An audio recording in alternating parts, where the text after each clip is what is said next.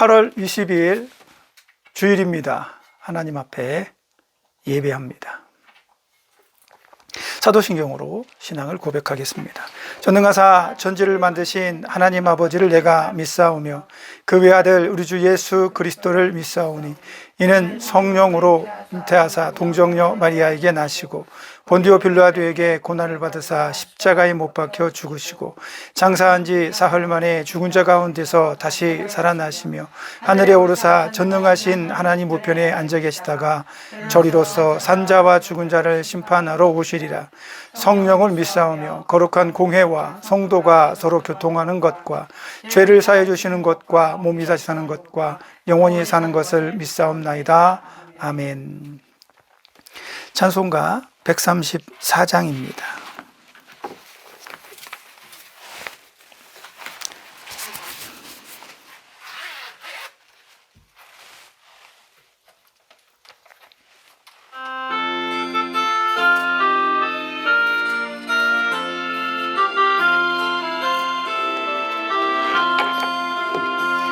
나 어느 날 꿈속을 헤매며 어느 바닷가 거닐 때 그 갈릴리 오신이 따르는 많은 무리를 보았네. 나 그때에 확실히 맹인이 눈을 뜨는 것 보았네. 그 갈릴리 오신이 능력이 나를 놀라게 하였네. 내가 영원히 사모할 주님 참 사랑과 은혜 넘쳐 나 배웠고 그로부터 내 주주로 섬겼네. 그 사랑의 눈빛과 음성을 나는 잊을 수 없겠네. 그 갈릴리 오시니 그때에 이 죄인을 향하여 못자국 난 그 손과 옆구리 보이시면서 하신 말, 내 지은 죄 사했다 하실 때 나의 죄짐이 풀렸네. 아멘. 내가 영원히 사모할 주님 참 사랑과 은혜 넘쳐 나 배웠고 그로부터 내 구주로 섬겼네. 그 사나운 바다를 향하여 잔잔하라고 명했네.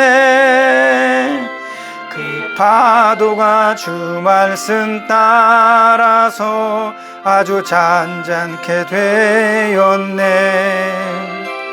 그 잔잔한 바다의 평온함 나의 마음속에 남아서 그 갈릴리 오시니 의지할 참된 믿음이 되었네. 내가 영원히 사모할 주님 참 사랑과 은혜 넘쳐 나 배웠고 그로부터 내 구주로 섬겼네. 이 세상의 무거운 짐진 자 모두 주 앞에 나오라. 그 놀라운 은혜를 받아서 마음의 평안을 얻으라. 나 주께서 명하신 복음을 힘써 전하며 살 동안 그 갈릴리 오시니 내 맘에 항상 계시기 원하네. 내가 영원히 사모할 주님, 참 사랑과 은혜 넘쳐 나 배웠고 그로부터 내 구주로 섬겼네. 아멘. 기도하겠습니다. 인생을 살면서 언제부터인가 내가 예수를 따르고 예수님을 믿는 그런 사람이 되어져 있었습니다. 어느 순간에 하나님이 나에게 은혜를 주시고 복을 주셔서 내가 하나님을 섬기게 되며 예수가 나를 위해 대속하셨다는 사실을 가슴 깊이 믿고 고백하며 감사의 눈물을 흘리게 되었는지 감사합니다. 하나님께서 예비하시고 준비하신 것인 줄 믿습니다. 오랜 시간 동안 하나님을 믿고 의지하며 따라가며 이 길을 벗어나지 않기 위해 노력합니다. 내 인간적인 의지로 무엇을 이룰 수는 없지만 주께서 주신 그 은혜에, 보답할 수 없는 그 은혜에 조금이나마 바른 삶의 모습으로 합당하게 나아가기 위해 노력하고 애쓰고 있습니다. 그러나 때때로 내 믿음의 모습이 너무 처량하고 연약하여 하나님 마음에 흡족하지 않을 때가 더 많은 것 압니다. 이제 주께서 우리의 마음을 붙잡아 주시고 내 삶을 붙잡아 주시며 내 영혼을 붙잡아 주셔서 그래도 흔들리지 아니하고 결코 이 바른 길, 옳은 길, 믿음의 길에서 벗어나지 않도록 붙들어 주옵소서. 바울이 고백한 것처럼 누가 이 사망의 늪에서, 이 사망의 골짜기에서 우리를 구원하며 하나님의 사랑에서 우리를 끊을 수가 있겠냐고 말하는 것처럼 우리 또한 그것을 확신하오니 하나님의 끊을 수 없는 사랑의 얽매인 자로 하루하루 살아갈 때마다 주의 음성을 듣게 하시고 말씀으로 깨닫게 하시며 우리 영혼이 밝아지게 하시고 하나님의 말씀을 읽을 때마다 우리의 영혼의 골수까지 쪼개어지며 우리의 굳은 심성이 쪼개어져서 하나님 믿는 사람으로 부드러워지고 하나님을 섬기는 자로 온유해지는 은혜를 경험하게 하여 주옵소서. 오늘도 하나님 앞에 예배합니다. 캘리포니아 지역에 큰 폭풍이 와서 많은 비를 뿌린다고 하오니 혹 이 비로 인명이 상하지 않게 하시고 힘들고 어려운 일을 경험하는 자가 없도록 눈동자와 같이 지켜 주옵소서. 특별히 오늘 병원에 또 이 폭풍으로 인해서 단전이 되었습니다. 함께 예배하지 못하는 사랑하는 지체들에게 은혜와 복음을 허락하여 주시고 그들 마음속에 뜨거운 감명이 있게 하셔서 하나님을 사모하는 그 마음 결코 잊지 않게 하여 주옵소서. 마치는 시간까지 주의 영광이 우리와 함께하게 하시며 악한 사단이 우리를 사로잡지 못하도록 성령님 붙들어 주옵소서. 내 생각을 오직 여호와 하나님 앞에 고정케 하여 주옵소서. 예수님의 이름으로 기도합니다. 아멘. 하나님 말씀은 예레미야 15장 15절부터 18절 말씀까지입니다. 모두 다 같이 합독하여 한 목소리로 읽겠습니다. 시작. 여호와여, 주께서 아시오니 원하건대 주는 나를 기억하시며 돌보시사 나를 박해하는 자에게 보복하시고 주의 오래 참으심으로 말미암아 나로 멸망하지 아니하게 하옵시며 주를 위하여 내가 부끄러움 당하는 줄을 아시옵소서. 만군의 하나님 여호와시여, 나는 주의 이름으로 일컬음을 받는 자라. 내가 주의 말씀을 얻어먹었사오니 주의 말씀은 내게 기쁨과 내 마음에 즐거움이 오나 내가 기뻐하는 자의 모임 가운데 앉지 아니하며 즐거워하지도 아니하고 주의 손에 붙들려 홀로 앉아 싸우니 이는 주께서 분노로 내게 채우셨음이니이다. 나의 고통이 계속하며 상처가 중하여 낫지 아니함은 어찌 됨이니이까. 주께서는 내게 대하여 물이 말라서 속이는 시내 같으시리이까. 아멘. 오늘 본문의 말씀을 의지해서 믿음은 그 마음을 지키는 것입니다 라는 제목으로 하나님 말씀 전해드리도록 하겠습니다. 우리가 믿음의 길, 신앙의 길 위에 있으면서 우리는 항상 믿음을 강요당하는 것처럼 느끼게 됩니다. 왜냐하면 이 믿음은 지키는 것이기 때문입니다. 어떠한 상황이 있어도 마음이 변하면 안 된다고 하기 때문입니다. 죽어도 믿음은 필요한 것이기 때문입니다.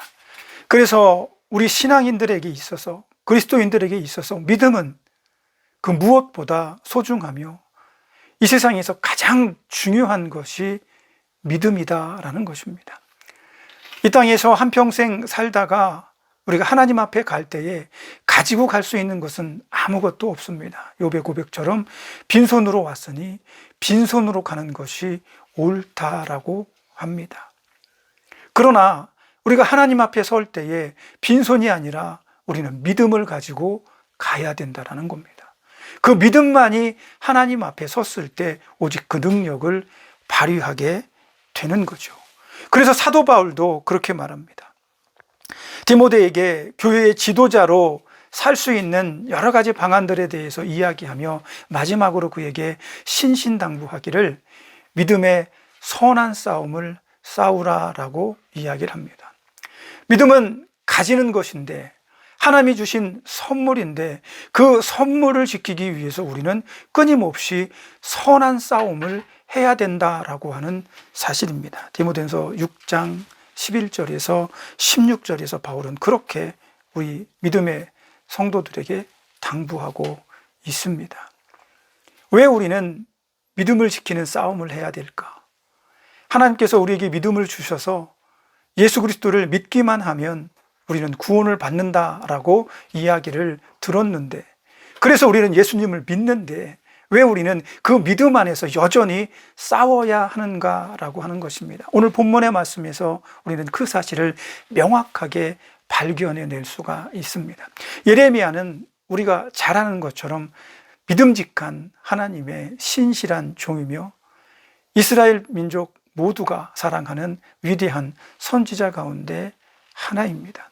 그는 하나님의 말씀을 대언하여 예언했으며 이스라엘 백성들의 죄악과 심판에 대한 두려움으로 떨며 울며 이스라엘 백성들에게 돌아오라, 하나님께서 말씀하신다라고 강조하여 이야기했습니다. 그의 고백의 말씀처럼 오늘 본문에서도 보면 그는 하나님의 말씀, 하나님의 뜻은 우리 삶에서 가장 즐거우며 기쁜 일인데 자기는 그 즐거움과 기쁨 가운데 앉을 수가 없다라고 이야기를 합니다. 왜냐하면 하나님의 말씀은 정말 좋은데 그 하나님의 말씀을 선포할 때 그 선포된 말씀을 듣는 자기의 동족들과 가족들과 친척들과 동포들은 그를 미워하고 싫어하고 저주하기까지 한다는 겁니다. 우리는 믿음 안에 있습니다. 그래서 수많은 시간 동안 그 믿음의 복을 이웃에게 나누어야 된다라고 말합니다. 그래서 우리는 복음을 증거합니다. 우리가 볼 때에는 그것은 분명히 복음입니다. 예수님께서 우리를 구원하시고 하나님의 오래된 구원의 계획들이 이제 실현되고 있음을 우리는 기쁜 마음으로 세상에 전하게 됩니다. 여러분, 예수 그리스도의 이름을 믿으면 여러분 구원을 받게 됩니다. 여러분, 나와 함께 천국에 갑시다. 얼마나 뜨겁고 감명스러운지. 내가 사랑하는 사람들에게 복음을 전하고 그들과 함께 천국에서 영원히 살 수 있다라는 상상만으로도 우리는 행복합니다. 그러나 반면에 그 복음을 듣는 수많은 사람들 마음속에는 이런 생각도 존재합니다. 그래, 그 예수를 받아들이지 않으면 나는 지옥에 떨어지겠네? 예수를 믿지 않으면 우리는 지옥에 가는 거네? 그러면 결과적으로 네가 말하고 싶은 건 나는 지옥에 간다는 거네? 그래서 사람들은 복음 전도자를 싫어합니다. 받아들이면 좋은데 받아들일 수 없기 때문에 그것이 저주의 말처럼 들리는 겁니다. 그래, 너는 천국 가고 나는 지옥에 간다는 거야? 이런 걸로 귀결이 됩니다. 우리 이해가 안 되죠. 믿으면 되잖아. 그런데 세상 사람들은 그 믿음을 받아들이지 않습니다. 그냥 단순하게 나는 예수님을 믿을 수 없어라고 말하는 것이 아닙니다. 예수님을 믿으면 하지 말아야 할 것들이 너무 많기 때문입니다. 전도를 나가보면 어떤 분들은 예수 믿으면 술 못 먹죠. 담배 못 피죠. 일요일에 못 쉬죠. 새벽에 또 나가서 기도해야 되죠. 착하게 살아야 되죠. 남들보다 손해봐야 되죠. 수많은 이유들이 복음을 거절하는 이유 가운데 들어 있습니다. 그 거절하는 이유와 함께 그들은 우리가 자기들을 저주한다고 생각합니다. 내가 지옥에 갈 사람이란 말이야? 내가 죄가 그렇게 크단 말이야? 그래서 세상은 우리를 미워하게 되는 거죠. 오늘 예레미야도 마찬가지입니다. 예레미야가 하나님의 말씀을 받고 이스라엘 민족들에게 하나님의 심판에 대해서 선포합니다. 너희가 돌아오지 않는다면, 너희가 다시 하나님 앞에 올바른 모습으로 말씀을 준수하여 살아가지 않는다면 이 나라는 멸망할 것이며 하나님께서 너희를 징계할 것이다. 그러나 그 당시에 이스라엘 백성들은 예레미야의 그 말이 언뜻 들으면 맞습니다. 그러나 자세하게 뜯어보면 자기들 입장에서는 결코 받아들일 수가 없는 겁니다. 야, 너만 하나님 믿어? 나도 하나님 믿어. 시시때때로 우리는 예루살렘 성전에 찾아가서 절기마다 하나님 앞에 예배하고 제물을 드리며 번제를 드린단 말이야. 너 말고 다른 선지자들도 하나님의 말씀을 우리에게 전하는데 너같이 그렇게 강력하고 두려운 하나님의 메시지를 전하는 사람은 없어. 너는 왜 그러지? 너는 이기주의고 나쁜 사람이며 거짓말을 하는 인간이야 라고 말합니다. 그래서 오늘 예레미야는 말합니다. 내가 이렇게 외롭고 고독하고 슬프고 아픈 이유는 하나님의 일을 하기 때문입니다 라고 말합니다. 답답한 거죠. 우리는 생각합니다. 하나님의 일을 하면 다 행복하고 다 좋고 다 즐거우면 좋은데 때때로 우리가 하나님의 일을 할 때에 다 행복하지 않다는 겁니다. 다 즐겁지 않다는 겁니다. 모두가 아멘이라고 말하면서 사랑한다고 포옹을 하고 존경한다고 말하며 수고한다고 등을 두드려주지 않는다는 겁니다. 알겠습니다. 내가 다시 하나님 앞에 돌아가겠습니다. 내가 예수님의 이름을 의지하여 구원의 길로 당신과 함께 손잡고 가겠습니다. 얼마나 아름다운 모습입니까? 그러나 세상은 그렇지 않습니다. 그래서 예수님께서도 말씀하지 않으셨습니까? 마태복음 20장 20절에 보면 예수께서 이르시되 여우도 굴이 있고 공중에 새도 집이 있는데 거처가 있는데 오직 인자는 머리 둘 곳이 없느니라. 예수님은 하나님의 아들이며 이 세상에 복음을 주러 오셨습니다. 영원한 생명을 선물하기 위해 오셨습니다. 그러나 그가 복음을 들고 평안하게 이 땅에서 머리 둘 곳, 거처할 곳, 복음을 증거할 곳, 이런 것들이 없다는 겁니다. 다만 예수님의 복음은 선포되었습니다. 이제 세상은 그 말씀을, 그 복음을 들은 사람들과 듣지 않는 사람들로 나뉠 것입니다. 반반이 될지 어느 쪽이 더 우위를 점할지 아무도 알지 못합니다. 그러나 하나님의 말씀에 의하면 하나님의 말씀은 심판을 하러 오시겠다라고 하는 것입니다. 그 심판에는 선택한 자와 선택하지 않은 자가 존재한다는 것을 염두에 두신 말씀입니다. 만일 온 세계가, 온 인류가, 온 백성들이 다 하나님을 선택한다면, 복음을 선택한다면 하나님은 두려움의 심판이 아니라 영접하러 오시리라 말씀하실 겁니다. 그러나 예수님은 제한적으로 믿는 자들을 영접하고 믿는 자들을 하나님의 나라로 이끌기 위해서 오시겠다라고 말씀하십니다. 그만큼 복음을 받는 자들과 받지 않는 자들로 나뉘는 이 세상 가운데에서 복음을 받지 않는 자들은 복음을 전하고 받은 자들을 핍박하고 그들을 미워할 수밖에 없는 상황이 만들어질 수 있다는 겁니다. 오늘 예레미야는 아주 극적인 표현으로 하나님께 자기 마음의 섭섭함과 속상함을 아뢰고 있습니다. 이렇게 말합니다. 18절입니다. 나의 고통이 계속하며 상처가 중하여 낫지 아니함은 어찌 되매니이까. 주께서는 내게 대하여 물이 말라서 속이는 시내 같으시리이까. 이렇게 고백을 합니다. 내 마음의 상처와 고통과 아픔이 치료되지 않는다는 겁니다. 내 삶이 치료되지 않는다는 겁니다. 나는 옳은 말씀을 전하며 하나님의 거룩한 뜻을 세상에 선포하지만 그 선포한 하나님의 사역으로 인해서 나는 병들고 찌들고 아파서 치료되지 않는다는 겁니다. 적어도 누구 하나 예레미야 선지자님 수고하십니다. 우리가 반드시 하나님께 돌아가겠습니다. 제가 당신을 돕겠습니다. 제가 무엇을 이러면 얼마나 좋을까. 그러나 그의 주변에는 그런 사람들이 없었던 것 같습니다. 예레미야는 속상하고 괴로운데 이 마음이 치료가 되지 않습니다. 그러면서 그건 뭐라고 말합니까? 당신은 속이는 시내이십니까? 라고 말합니다. 이게 무슨 말이냐면 속이는 시내는 마치 사막의 신기루와 같은 것입니다. 죽을 듯한 고통과 타는 목마름으로 물을 찾아 헤매이는데 멀리서 오아시스 같이 신기루가 올라옵니다. 마지막 힘을 다해서 그곳을 향해 달려갔지만 그곳에는 아무것도 없이 뜨거운 모래 사막밖에는 존재하지 않았습니다. 사막에서는 이런 신기루들이 종종 일어난다고 합니다.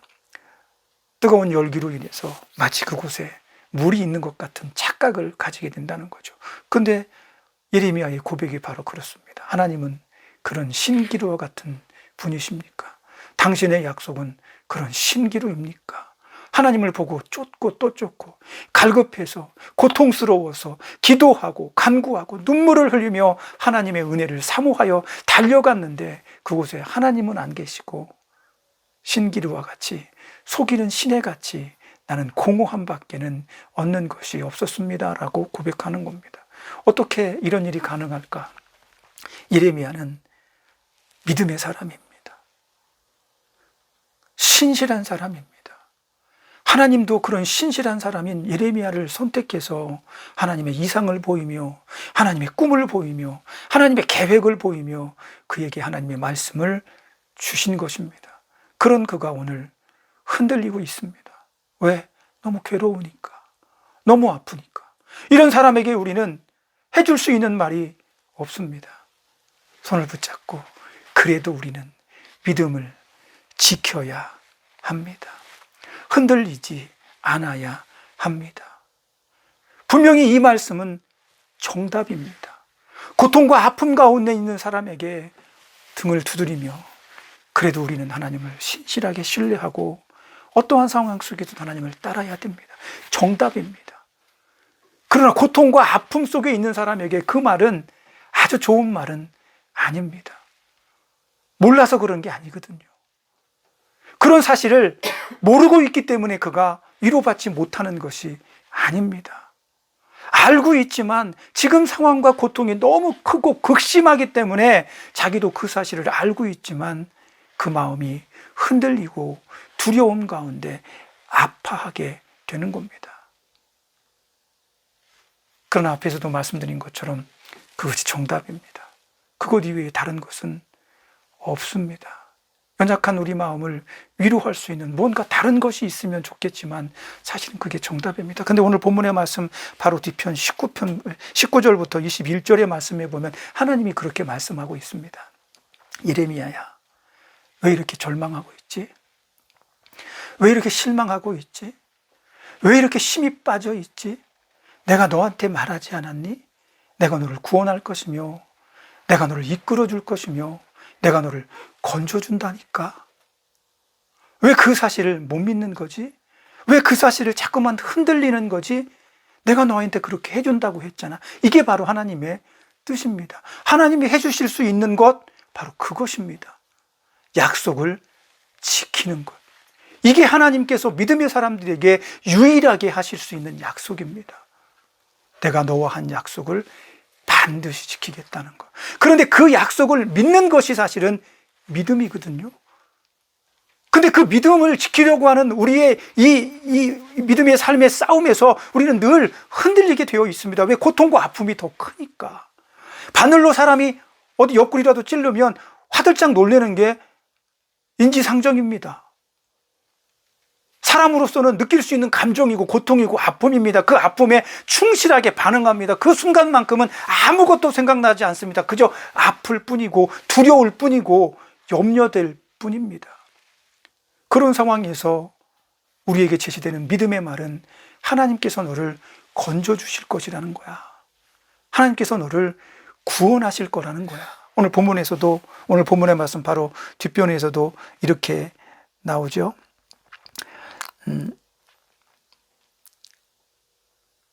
21절 말씀해 보면 바로 뒷구절인데요. 내가 너를 악한 자의 손에서 건지며 무서운 자의 손에서 구원하리라. 아멘. 하나님은 예레미야에게 되려 혼을 내고 계십니다. 너는 내 사랑하는 백성이며 나의 말씀을, 하나님의 말씀을 입에 문 하나님의 사역자인데 너마저도 내 약속을 그렇게 신뢰하지 못하면 어떻게 하니? 이게 하나님 말씀이에요. 그게 유일한 이야기입니다. 그래서 우리는 오늘도 고통 중에 있는, 병원에서 오늘도 치료 중에 있는, 내 인생의 마지막 구간을 달려가며 고통과 아픔과 싸우고 있는 그들에게 할 수 있는 유일한 하나님의 말씀은 하나님께서 당신을 구원하실 것입니다. 하나님께서 당신을 건져주실 것입니다. 하나님께서 우리에게 약속하신 그 약속을 신실하게 지키실 것입니다. 우리의 삶이 이 땅에서 다 마무리되어지면 우리는 하나님과 함께 예수 그리스도의 나라에서 영원한 행복을 누리게 될 것입니다. 이것 이외에 다른 하나님의 위로와 약속은 없다는 거죠. 그러나 오늘 본문의 말씀 바로 뒷구절에 21절에서 나오는 말씀 중에서 우리가 유의해야 할 점이 하나가 있습니다. 그게 뭐냐면 이런 내용입니다. 악한 자의 손에서 건지며 무서운 자의 손에서 구원하신다라는 겁니다. 이 얘기는 좋아요. 건지시고 구원하는 것 정말 좋습니다. 근데 그건 언제 일어납니까? 마지막에 일어나는 일입니다. 그럼 내가 악한 자의 손에 처할 수 있다는 거고요. 무서운 자의 손에 던져질 수 있다는 겁니다. 그러면 적어도 내가 악한 자의 손에 처해져 있고 무서운 자의 손에 던져진 그 순간만큼은 고통과 아픔 속에서 몸부림칠 수밖에 없다는 얘기가 되는 거예요. 하나님께서도 그렇게 말씀하시는 겁니다. 네가 나의 복음을 들고 세상에 나가서 복음을 전할 때 너는 악한 자의 손에 빠질 수도 있다. 복음을 전하는 자들을 해하려고 하고 그들을 올무에 빠치려고 하고 공격하는 자들의 손에 그 두려움 가운데 너희는 처할 수 있다. 이 얘기입니다. 그 순간은 고통스럽고 아프며 두려운 겁니다. 오늘 예레미야처럼. 그러면 하나님께서 그 순간에 우리를 건져내시겠죠. 건져내는 시간은 어느 순간에 우리를 건져내실 겁니다. 우리의 마지막 시간에 우리를 건져내실 거고 구원하실 겁니다. 그러면 구원하시기 전에, 건져내시기 전까지의 그 상황에서 우리는 어떻게 해야 되는가라는 질문을 우리 스스로에게 해야 됩니다. 어쩌면 우리는 오늘 그 악한 자의 손에 있을 수도 있습니다. 두려운 자의 손에 지금 처해져 있을 수도 있습니다. 그 상황 속에서 우리는 무엇합니까? 분노하고 속상하고 한탄해할 수 있습니다. 그러나 그것만 해서는 안 됩니다. 하나님이 원하시는 건 약속을 붙들고 흔들릴지라도 뿌리가 뽑히지 않는 믿음을 지키는 선한 싸움을 하고 있는 나를 발견하시기를 원하는 겁니다. 그 믿음의 싸움의 끝에 하나님은 우리를 건져낼 것이며 구원해 주실 것이다라는 사실입니다. 적어도 하나님께서 우리를 건지시고 구원하실 때까지 우리는 믿음의 싸움을 해나가야 한다는 겁니다. 이렇게 말씀하면 또 나 혼자 합니까? 그렇지 않습니다. 성령님이 우리와 함께 하십니다. 악한 자가 우리를 자기 손아귀에 넣은 것 같지만 절대로 우리의 생명은 해하지 못합니다. 그게 하나님의 원칙입니다. 두려운 자가 우리를 사로잡아 우리를 두렵게 하지만 그들은 우리의 영혼까지 해칠 수는 없다는 겁니다. 마지막에 하나님께서 구원하시고 건져내시기 위해서 하나님은 우리를 그들의 손에서 보이지 않게 보호하고 계신다는 겁니다. 우리는 그 상황 속에서 믿음을 지키는 싸움을 할 뿐입니다. 바울이 디모데에게 이야기하는 것이 바로 그런 것들입니다. 바울이 디모데에게 믿음의 선한 싸움을 싸우라. 그 말을 하기 바로 전에 이런 것들로부터, 이런 것들의 마음을 빼앗기지 말고라고 말합니다. 이런 것들이란 바로 디모데전서 6장, 그 5장에 자세하게 여러 가지로 설명이 되어 있는데, 간단하게 요약하자면 이런 겁니다. 사람을 존경할 줄 알고, 공경할 줄 알고, 자기 자리에서 사람들을 섬기며, 높거나 낮거나 모든 사람들에게 하나님의 온유한 마음으로 사람들을 대할 수 있는 마음, 교만하지 않는 마음, 자기가 많이 가졌건 많이 배웠건 많은 높은 자리에 있건 교만하지 않는 것을 이야기합니다. 그리고 일만하게 뿌리가 되는 돈을 사랑하지 말라라고 바울은 가르칩니다. 그러면서 이런 것들과 선한 싸움을 믿음 안에서 해야 된다라고 이야기하는 거죠. 오늘 우리는 고대에 살았던 신앙인들 같은 신앙의 환경에 있지는 않습니다. 우리가 교회 나간다고 누가 우리를 핍박하며 오게 가두지 않습니다. 그러나 우리는 이 자유로운 세상 속에서 오히려 또 복음을 증거하기 힘들고 어려운 상황 속에 처해 있습니다. 일주일에 한 번씩 예배에 나가서 예배하고 신실하게 자기 믿음을 지키던 시절은 이제 서서히 희석되어지고 있습니다.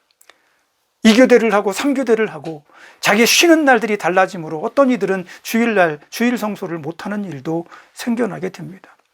신앙의 형태가 달라지고 있습니다. 그러나 어떤 모습으로 변화되고 어떤 모습으로 달라지든지 간에 하나님은 불변하신다는 겁니다.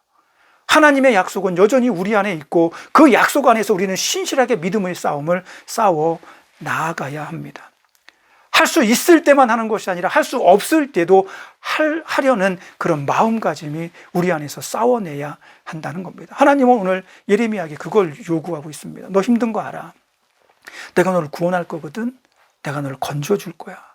그러니까 지금 그 힘들고 어려운 상황 속에서도 믿음의 싸움을 절대로 멈추지 마. 너 속상한 거 알아.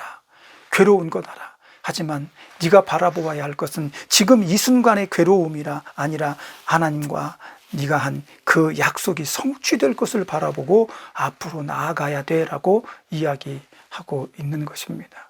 그래서 우리는 믿음을 지키는 유일한 방법은 마음을 지키는 것입니다.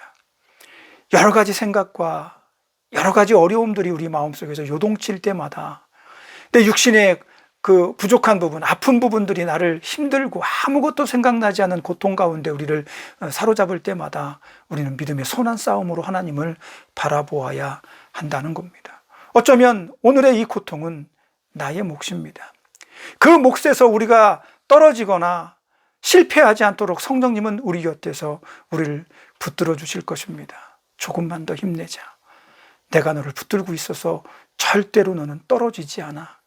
떨어질 것 같은 두려움이 있겠지만, 고통과 아픔이 있겠지만 나는 결코 너를 놓지 않아 라고 하는 그 음성을 부여잡고 오늘도 우리는 믿음의 선한 싸움을 싸워 나가야 합니다. 왜? 하나님께서는 우리에게 주신 그 약속을 신실하게 지키실 것이기 때문입니다. 이 한 주간도 신실하게 약속을 지키시는 그 하나님께서 우리에게 주신 이 한 주간의 삶 속에서 예레미야처럼 고통과 아픔과 내 병이 중하여서 마치 나을 것 같지 않은 그런 상황 속에서도 믿음의 선한 싸움을 싸울 수 있는 저와 여러분이 되시기를 예수님의 이름으로 부탁드립니다. 기도하겠습니다. 왜 흔들리냐고, 왜 고민하냐고 하나님 말씀하시면 뭐라 드릴 말씀이 없습니다. 너무 아프고 너무 캄캄해서 나도 모르게 불평과 나도 모르게 내 안에서 불만들이 나오기도 합니다. 그러나 하나님, 힘들어서 그래요. 아파서 그래요. 두려워서 그렇습니다. 그때마다 신실하신 하나님의 약속은 반드시 지켜진다는 사실을 깨닫게 하셔서 내가 이 믿음의 선한 싸움에서 반드시 승리할 수 있도록 이끌어 주옵소서. 이 한 주간도 내 속에 사시는 성령님의 음성에 귀를 기울이며 내 마음을 지키는 믿음의 싸움을 하는 그런 아름다운 신앙인으로 살아갈 수 있게 붙들어 주옵소서. 예수님의 이름으로 기도합니다. 아멘. 찬송가 447장입니다. 이 세상 끝날까지 찬송합니다.